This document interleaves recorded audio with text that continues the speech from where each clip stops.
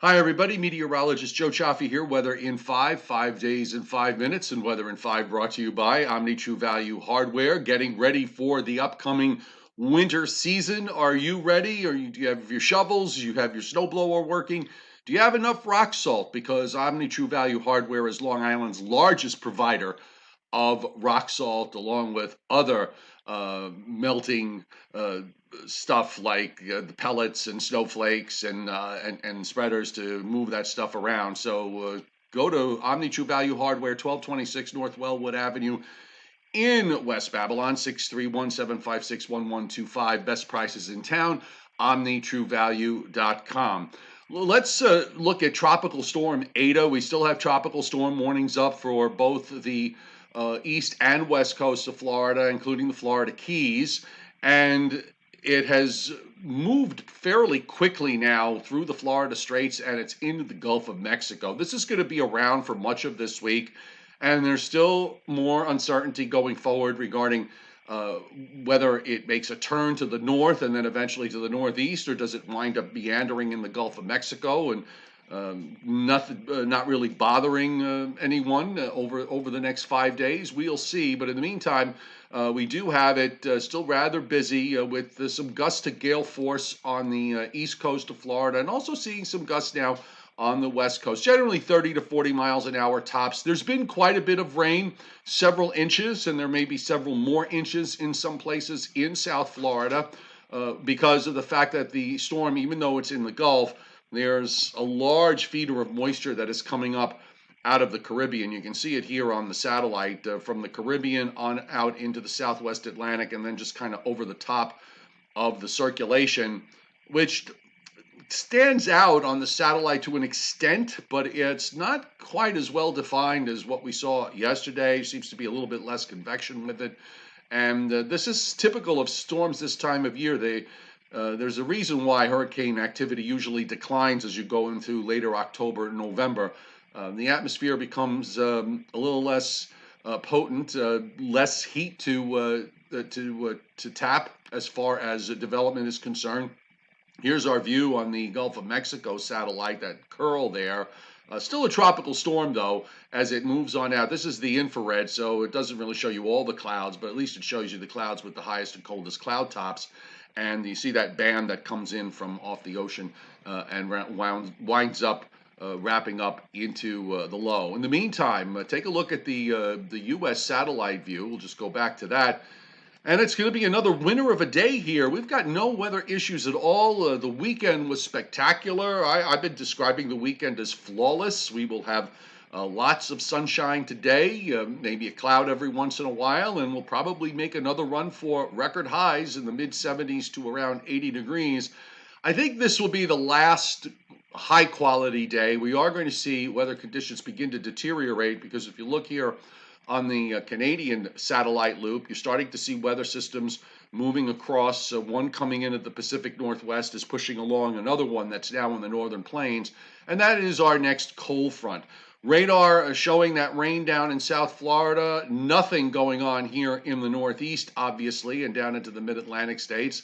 And we're seeing some rain and showers in the northern plains. This is, again, the next cold front. So while Eta is sitting now in the Gulf of Mexico, we have high pressure right overhead, blue skies and sunshine, gorgeous day, no issues. And with respect to rainfall over the next 7 days, you're looking at this is going to be two events. This will cover late Wednesday into Thursday, and then again at some point over this coming weekend. But the Weather Prediction Center putting us in a zone of 1.5 to 3 inches total between both systems.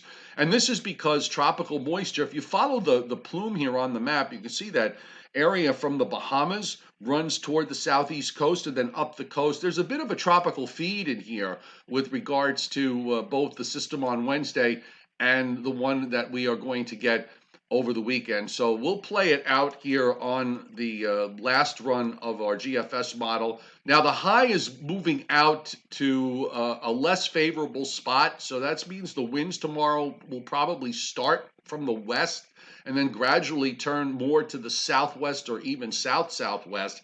And that starts to add a bit of a marine influence to things. We'll perhaps see some clouds come into the picture later Tuesday to Tuesday night. I think temperatures tomorrow will be in the 70s. As I said, today we're going to be in the 70s to near 80 with record highs. Here comes our front for Wednesday. Showers look like they'll move across Pennsylvania Wednesday morning, but they may take a good part of the day to reach the coast, probably Wednesday afternoon. And this is round one, takes us into Thursday morning. You'll notice that Eta is still somewhere in the Gulf of Mexico.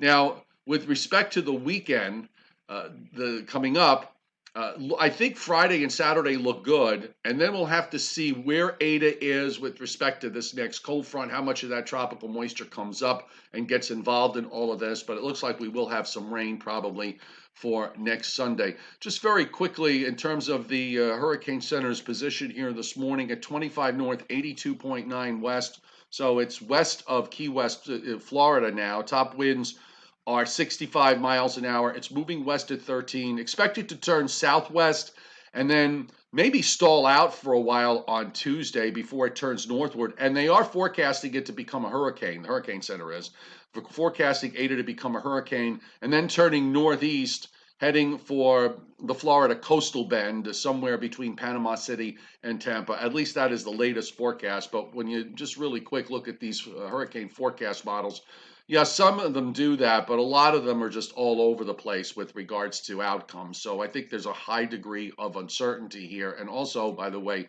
when we look at the intensity guidance, there are actually a few of these that strengthen this up to a Category 1 hurricane, and one in particular goes all the way up to a 4. I think that's a stretch, a big stretch this time of year, but could it wind up staying a high-end tropical storm or maybe becoming a Category 1 hurricane? Sure, it could. So thanks for being here today. As always, we enjoy having you. Let me just remind you that tonight at 7:30 on the Joe and Joe Weather Show, do tune in, because after we go through the regular weather, we're going to have meteorologist Larry Cosgrove on. He is formerly of a couple of television stations here in the New York area. And he's big on the mid and long range, and he's got some ideas about this coming winter that I think you might find interesting. We will be doing that again tonight, starting at 7:30 on the Joe and Joe Weather Show on my YouTube channel, Joe Cioffi. And I always put up links on Facebook and on Twitter to get you there. And if you're on the Meteorologist Joe Cioffi weather app, you can watch it live right on the app itself. So have a great Monday ahead. The Weather in 5, as always, is brought to you by our friends at Omni True Value Hardware, 631-756-1125. This should be your go-to place for all your winter storm stuff.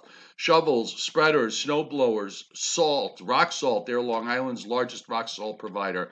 631-756-1125, 1226 North Wellwood Avenue, right off the Southern State Parkway in West Babylon, New York, OmniTrueValue.com. So have a great day, everybody. We'll see you later.